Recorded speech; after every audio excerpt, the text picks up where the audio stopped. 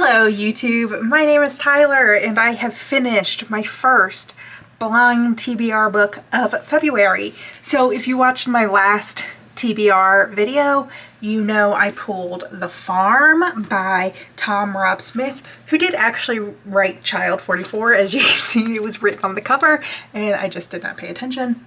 Anyways, I read this. This was a surprisingly great read and it has me excited to read Child 44 as well. Hello, Maxwell. Come on. Come on. Could you hear him running down the hallway? Anyways, so I'm gonna give this 4 stars. When I drew this, I was a little skeptical because it does mention Sweden, and Swedish thrillers can be a little dry for me, so I was a little worried about that. It's also been a long time since I have read like suspense thriller. I don't know if I would necessarily call this a thriller. It's not like high octane, like I have to read the next page, gripping type of book, which I associate with thrillers, but there's definitely a lot of intrigue, mystery, what's going on here. It's told interestingly. I would say probably like, I don't know, 3/4 of it is actually the main character's mother telling him about what happened when they moved to Sweden. So the main character lives in London. He grew up in the UK, but his mother is Swedish, and when his parents retired, they moved to Sweden. And at the beginning, he gets a call from his dad that's like, something's wrong with your mom. And she basically leaves Sweden and comes to London to tell her son, Daniel, the main character, what happened that summer, because they have kind of lost connection once they moved to Sweden. And so she's telling him why his dad, her husband, is basically like trying to commit her, and she's telling him what happened in Sweden. And then the last little bit is finding out what really happened in Sweden and kind of tying up all the ends. Like I said, it's not like super high action, super intense, but it was just really enjoyable. I don't know if I said I'm gonna give it 4 stars. I was worried just because it's been so long since I've read a thriller. I think the last thriller I want to say I read was that Ashley Winstead one, The Last Housewife, and I hated it. This I actually quite enjoyed, even though I was very nervous going into it because I thought it was going to be dry. I thought it was going to be just more of like the same, and like I don't think it does necessarily anything extraordinary, but it's just well written. It's intriguing. I enjoyed it. I did find how like there's some grim, dark stuff going on at like the heart of what happened in Sweden, but it's not overly gratuitous. Like it really doesn't ever get into details.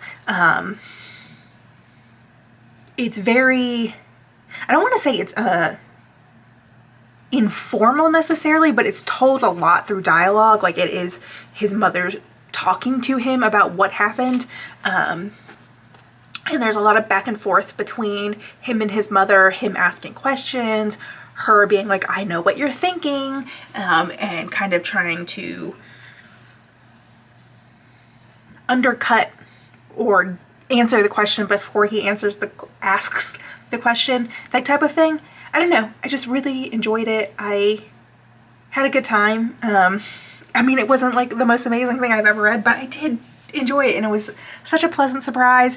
And even though the font was tiny, it was actually incredibly quick paced to read, because as you can see, like sometimes the chapters are just like tiny little short little burst, and every little, they're not even technically chapters, but like each section, I don't know, is also broken into little sections. It'll be like a couple paragraphs at most, or like a scene of dialogue. It was rare that like a section within a chapter was like longer than a page. So it was just like incredibly quick to read. despite the font being incredibly tiny. And I also appreciated about this, there was not a lot of like, I'm keeping a secret about my past. There was a little bit of like a past secret, but this story is more or less told chronologically from both his mother's story in Sweden and what's happening while she's telling it in the UK. Like, it is a chronological story. There's not a lot of like hidden dark story. There's like something that comes into play, but it's not, I don't know. I feel like it's so common now in these thriller suspenses there's just like a lot of back and forth in time and like holding back a secret, and we need to figure out this secret from the past. And I don't know, I just find it's been very overdone and I'm tired of it, and there's not this. I really just appreciated that it is like a straightforward, more or less linear story. Yes, you're going back and forth between UK and like the summer, but the way it's told is all chronological. The mother is very set on telling the story that happened in Sweden chronologically to Daniel as well. Like, she's like, this is how the story has to unfold for you to understand what happened, and she is very unwilling to jump forward in time. She starts at the beginning and she ends at the end. And I don't know, I just found that very refreshing.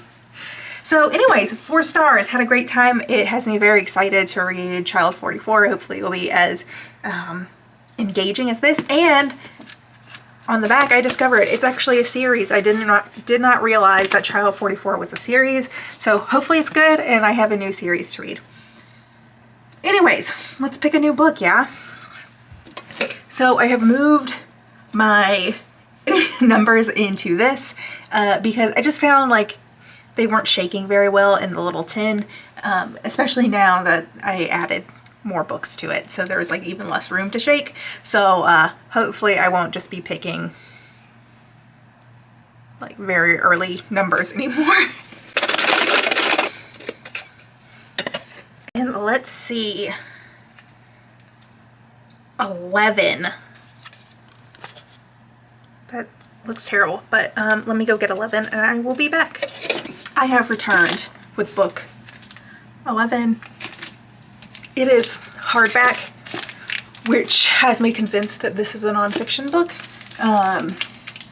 because I don't think there's a lot of hardback fiction on my blind TBR, but also it's kind of large, so I feel like this is gonna be nonfiction, so let's find out.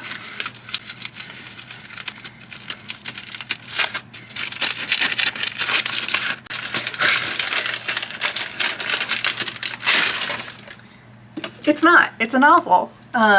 This is another Harvard book sale book. Hopefully it will be better than Anybody, Somebody, Nobody. I can never remember the order of those in the title, but hopefully it'll be better than the last one. This is My Last Innocent Year by Daisy Albert Florin. I believe this is also in the genre of like sad girl lit. Possesses an urgent timelessness in its examination of gender, power, and class on a college campus. Intricately constructed coming-of-age tale to rival the greats of the genre, from The Great Gatsby to The Catcher in the Rye. I guess we'll see. It's 1998. Isabel Rosen, the only daughter of a Lower East Side appetizing store owner, has one semester left at Wilder College. Desperate to shed her working class roots and still mourning the death of her mother, has always felt like an outsider, believes she's found her place, until a non-consensual sexual encounter with one of the only other Jewish students on campus leaves her reeling. Yeah, I only like reading that first paragraph. So we'll see. It could be more plot driven, or it could go sad girl lit route. But usually I don't feel like sad girl lit tends to have as much of a like intense topic to kick off those stories. Not to say it's impossible, but sexual assault seems a little intense for the sad girlette I have read personally, but we'll see. I really love this cover so much. I think it's so beautiful. Oh, let's see what the... Oh, look at how pretty that is. And you can't see it, but there's like gold foiling. That's such a pretty color. Anyways, this is my next physical read. I will see you when I finish it. Bye.